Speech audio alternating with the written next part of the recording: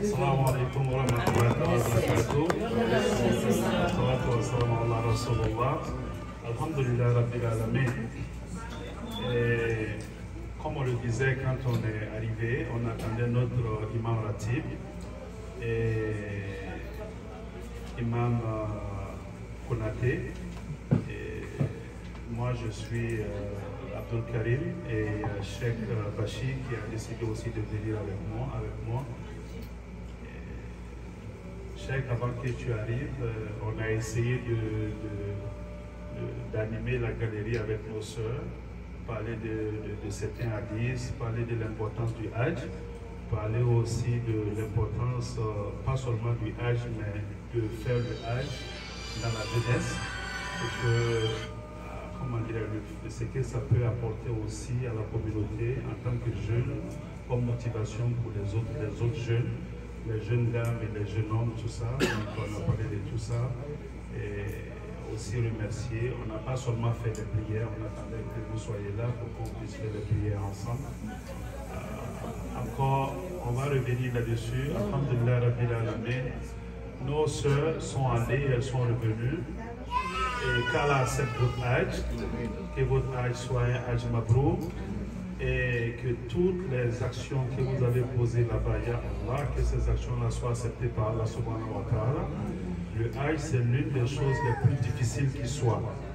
Et quand on passe seulement à, comment dirais-je, à la journée de Arafat, d'aller à Muzdalifa, passer la nuit là-bas, quitter Muzdalifa, partir à Jamarat, et retourner, aller à la Mecque, faire la tawaf et puis revenir à Mina. Wallahi, si tu n'es pas jeune, si tu n'es pas vigoureux, c'est quelque chose qui est très très difficile. Donc nous prions Allah subhanahu wa ta'ala que toutes ces épreuves que vous avez passées, que vraiment la récompense soit Janatul Firdaus. À partir d'aujourd'hui, on va vous appeler Adja. J'ai eu une conversation aujourd'hui où les gens disent pourquoi on appelle les gens Adja et puis Ladji. Parce que Adja et Ladji, ça veut dire étranger. Et j'ai souvent eu cette conversation sur les réseaux sociaux avec les gens qui me suivent et les gens auxquels je donne des cours. Le Hajj, quand on va au Hajj, c'est une invitation d'Allah subhanahu wa ta'ala. Les Arabes ne sont pas notre hôte. Les Saoudiens ne sont pas notre hôte. Ce n'est pas les Saoudiens qui nous reçoivent quand on va faire le Hajj. C'est Allah qui nous reçoit. Voilà pourquoi on nous appelle Haji. Haji, tu es l'étranger, tu es comment dirais-je, l'invité d'Allah subhanahu wa ta'ala. C'est un titre honorifique. C'est comme quelqu'un qui fait ses cours, qui devient docteur. Ça lui fait plaisir, ça lui fait mal quand tu l'appelles par son nom. Mais quand tu lui dis docteur, il se sent fier. Alors il y a des gens, ceux qui ont fait la Umrah, on ne les appelle pas Adja et Ladji. Parce qu'ils ne sont pas allés à Arafat, ils ne sont pas allés à Muzdalifa, ils ne sont pas allés à Mina. Ils n'ont pas fait tout ça. Ça, c'est les épreuves du Hajj. On a des ambassadeurs, on a des diplomates qui sont à Riyad. Ceux qui sont à Riyad, qui n'ont pas fait le Hajj, on ne peut pas les appeler Ladji et Adja. Pourquoi? Parce qu'ils sont à Makka, ils sont en Arabie Saoudite, mais ils n'ont pas fait le Hajj. Donc, désormais, Nana Benz, si quelqu'un t'appelle Adja, sois fier. Parce que ne peut être appelé Adja et Ladji que quelqu'un qui a fait le Hajj.